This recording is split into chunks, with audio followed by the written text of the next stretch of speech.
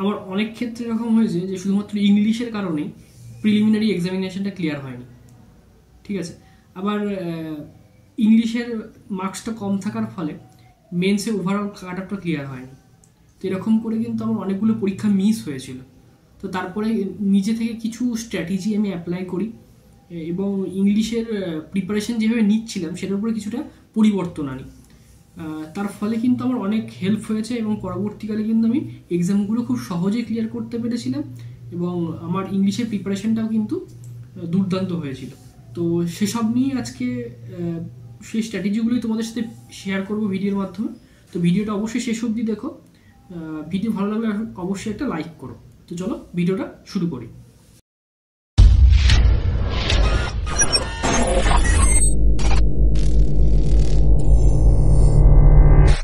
দেখো, যারা ব্যাংকিং এক্সামের প্রিপারেশন নিচ্ছে আর কি, তাদের অনেকেরই ক্ষেত্রে কিন্তু এই ইংলিশের উইকনেসের কারণেই এক্সামগুলো ক্লিয়ার হয় না বা তাদের ওভারঅল কাট অফগুলো ক্লিয়ার হয় না। তো সেক্ষেত্রে আমি তাদের জন্য কিছু গুরুত্বপূর্ণ সাজেশনস, কিছু গুরুত্বপূর্ণ স্ট্র্যাটেজি কিন্তু তাদের সাথে শেয়ার করব। দেখো, খুব ভালো করে যদি ব্যাংকিং এক্সামের ইংলিশের যে সিলেবাস বা ইংলিশের যে কোশ্চেন প্যাটার্নটা থাকে সেটা যদি তোমরা লক্ষ্য করো, তাহলে দেখবে শুধুমাত্র ব্যাংকিং এক্সামের ইংলিশটা কিন্তু মুখস্থর ওপরে কিন্তু দাঁড়িয়ে নেই, ঠিক আছে। সেক্ষেত্রে তোমার মেন বিষয় যেটা দরকার সেটা হচ্ছে তোমার রিডিং কম্প্রিহেনশন পড়ে সেখান থেকে কতটা তুমি ইংলিশটা বুঝতে পারছো সেই ধারণাটা, সেই ক্ষমতা যাদের যত বেশি তাদের কিন্তু স্কোর তত বেশি হবে এবং তাদের কিন্তু এক্সাম ক্লিয়ার করার সম্ভাবনাটাও বেশি হয়ে যাবে। তো এই টপিকগুলো, এই বিষয়গুলো কীভাবে ইমপ্রুভ করবে?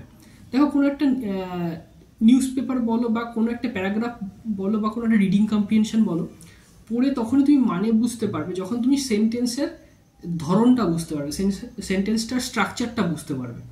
তো সেন্টেন্স স্ট্রাকচার বুঝতে গেলে তোমার গ্রামার তো রেডি করতেই হবে। দেখো, গ্রামারের কিছু ইম্পর্টেন্ট চ্যাপ্টারের কথা আমি বলবো। যেমন ধরো, প্রথমেই যেটা জানা দরকার সেটা হচ্ছে সাবজেক্ট ভার্ব এগ্রিমেন্ট, ঠিক আছে। তার আগে নাউন প্রোনাউন মানে পার্টস অফ স্পিচ যেগুলো রয়েছে, noun pronoun adjective verb adverb preposition conjunction interjection যেগুলো আছে সেগুলো সম্পর্কে তোমার ধারণা তৈরি করা হয়ে যাওয়ার পরে তোমার যেটা করতে হবে সেটা হচ্ছে সাবজেক্ট ভার্ব এগ্রিমেন্ট, ঠিক আছে।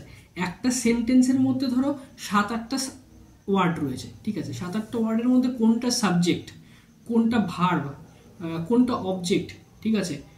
এবার সেগুলো আইডেন্টিফাই করা, সেগুলো তুমি কীভাবে শিখতে পারছো, যত তুমি তাড়াতাড়ি শিখবে তখন কিন্তু তোমার ইংলিশটা ইমপ্রুভ হবে। যাদের ইংলিশটা একদমই উইক, যাদের তাদের ক্ষেত্রে কিন্তু এই বিষয়গুলো খুব মানে গুরুত্ব সহকারে শেখা উচিত, ঠিক আছে।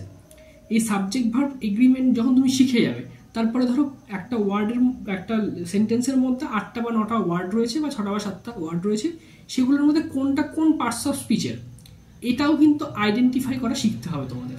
মানে কোনটা অ্যাডজেক্টিভ, কোনটা অ্যাডভার্ব, কোনটা সাবজেক্ট, কোনটা নাউন, ঠিক আছে। এই বিষয়গুলো যখন তুমি শিখতে পারবে তখন কিন্তু তুমি এই ট্রিক্সগুলো অ্যাপ্লাই করে তোমার কিন্তু অনেক প্রশ্ন কিন্তু সলভ হবে। যেমন তার মধ্যে সেই প্রশ্নগুলো যদি বলি, সেটা ফিলার সলভ হতে পারে, সেটা ক্লোজ টেস্ট সলভ হতে পারে। সেই গ্রামারের এই বিষয়গুলো কাজে লাগিয়ে তুমি এরার কারেকশন তুমি অবশ্যই সেখানে হেল্প হবে, ঠিক আছে। সেন্টেন্স ইমপ্রুভমেন্ট যেগুলো থাকে সেগুলো তুমি কিন্তু করতে পারবে, বা সেন্টেন্স রিঅ্যারেঞ্জমেন্টের ক্ষেত্রেও কিছু আমি বলবো হেল্প হবে, ঠিক আছে। এই বিষয়গুলো কিন্তু তোমার এখান থেকে হেল্প হচ্ছে। তাহলে কি তোমার ইংলিশের তোমার বেসিক ধারণা, বেসিক কনসেপ্টটাকে ইমপ্রুভ করতে হবে। এটা গেল 1 নম্বর। এরপরে চলে আসো যে রিডিং কম্প্রিহেনশনটা কীভাবে ইমপ্রুভ করবে। দেখো, রিডিং কম্প্রিহেনশনটাকে ইমপ্রুভ করার জন্য আমি সবাই বলে যে এই কথাটা, সেটা হচ্ছে নিউজ পেপার পড়ো, এই কথাগুলো সবাই বলবে, ঠিক আছে। এবার যে স্টুডেন্টের ইংলিশ একদমই উইক, ঠিক আছে, যে ইংলিশ ঠিকমতো পড়তে পারে না বা যে ইংলিশ পড়ে মানে বুঝতে পারে না, তাকে যদি একটা নিউজ পেপার হাতে ধরিয়ে দেওয়া হয়, যদি বলা হয় তুমি রোজ ঘুম থেকে উঠে এটা 10 মিনিট বা আধা ঘন্টা পড়বে, সে কিন্তু 1 দিন পড়বে, 2 দিন পড়বে, 3 দিন পড়বে, তারপরে কিন্তু পড়তে ভালো লাগবে না, কারণ সে দেখবে যে তার কোনো রকম ইমপ্রুভমেন্টই হচ্ছে না। তাহলে কি দরকার? তাহলে দরকার হচ্ছে তুমি যে পড়ছো, তুমি যে নিউজ পেপারটা পড়ছো বা যে এডিটোরিয়ালটা পড়ছো, সেটা যে তুমি ঠিক পড়ছো না ভুল পড়ছো, বা তুমি যে পড়ে যে মানেটা বুঝতে পারছো সেটা ঠিক ঠিক ভাবছো নাকি ঠিক বুঝতে পারছো না ভুল বুঝতে পারছো, সেটা কিন্তু জানা দরকার। তার জন্য আমি বলবো ইংলিশের ইউটিউবে অনেক চ্যানেলে এডিটোরিয়াল পড়ানো হয়, ঠিক আছে, সেখানে যে স্যারের বা যে ম্যাডামের তোমার ভালো লাগে পড়ানো, তার কিন্তু তুমি এই নিউজ পেপার এডিটোরিয়ালের ক্লাসটা ফলো করতে পারো। এটা আমি বলবো না যে তোমার 7 দিন করলে ইমপ্রুভ হয়ে যাবে, তোমার ইংলিশ একদম তুমি ইংলিশে পণ্ডিত হয়ে যাবে, এরকমটা ভাবার কিছু নয়। তোমার কিন্তু এটা কন্টিনিউয়াসলি চালিয়ে যেতে হবে। কারণ দেখো ইংলিশ একটা ল্যাঙ্গুয়েজ, এই ল্যাঙ্গুয়েজের কখনো শেখার শেষ থাকে না, ঠিক আছে। আমি বাংলা ভাষাতে কথা বলছি, বাংলা ভাষা শেখার কিন্তু কোনো শেষ নেই, ঠিক আছে। সেরকমই ইংলিশ একটা ল্যাঙ্গুয়েজ, যে ল্যাঙ্গুয়েজটা আমাদের মাতৃভাষাই নয়, সেই ল্যাঙ্গুয়েজ থেকে শিখতে যাচ্ছ তোমরা, তো সেটা কিন্তু শেখার কিন্তু শেষ নেই, ঠিক আছে।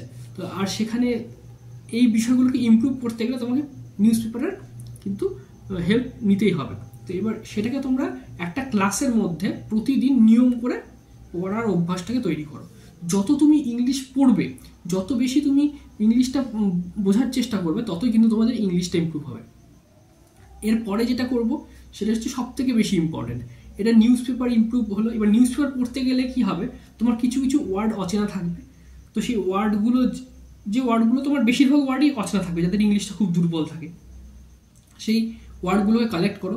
ওয়ার্ডগুলো কালেক্ট করার সময় একটা জিনিস মাথায় রাখবে, যে তোমরা সেই যে ওয়ার্ডটা পাচ্ছ সেটা নাউন না প্রোনাউন, মানে তার পার্টস অফ স্পিচটা তোমরা কিন্তু গুগল করো, বা তোমার বাড়িতে ডিকশনারি থাকুক, যাই থাকুক না কেন, যেখান থেকে তুমি চেক করো না কেন, সেই সময় পার্টস অফ স্পিচটা দেখে নেবে।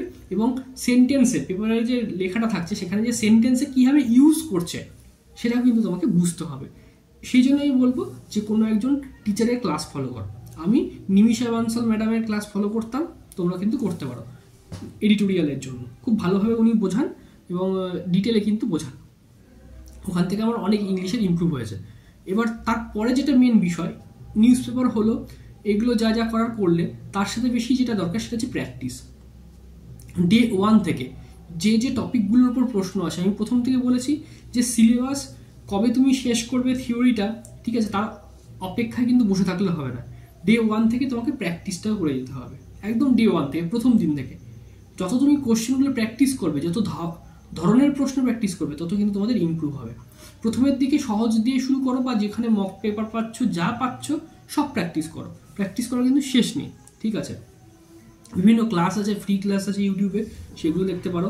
এবার নিমিষা বানসাল ম্যাডামের বিভিন্ন মেন্স লেভেলের যে ক্লাসগুলো হয়, সেগুলো কিন্তু খুব ইম্পর্টেন্ট, ওগুলো করে কিন্তু অনেক ইমপ্রুভ হয়েছিল আমার, ঠিক আছে। সেগুলো তোমরা দেখতে পারো। পাশাপাশি তোমাদের প্রিলি লেভেলের ক্লাসগুলোও কিন্তু করতে হবে। তো এই 3টে বিষয় তোমাদেরকে মাথায় রাখতেই হবে, গ্রামারের ইমপ্রুভমেন্ট, নিউজ পেপার পড়া এবং প্র্যাকটিস। এই 3টে বিষয় যদি তুমি করে যেতে পারো সঠিক নিয়ম ধরে, তাহলে কিন্তু আমাদের ইমপ্রুভমেন্ট হবেই হবে। তো যাই হোক, ভিডিওটাকে আর বেশি বড় করছি না, এই ছিল আজকের ভিডিও। তো ভিডিওটা যদি ভালো লাগে অবশ্যই একটা লাইক করো, আর চ্যানেল নতুন হলে সাবস্ক্রাইব করে দিও। দেখা হচ্ছে নেক্সট ভিডিওতে।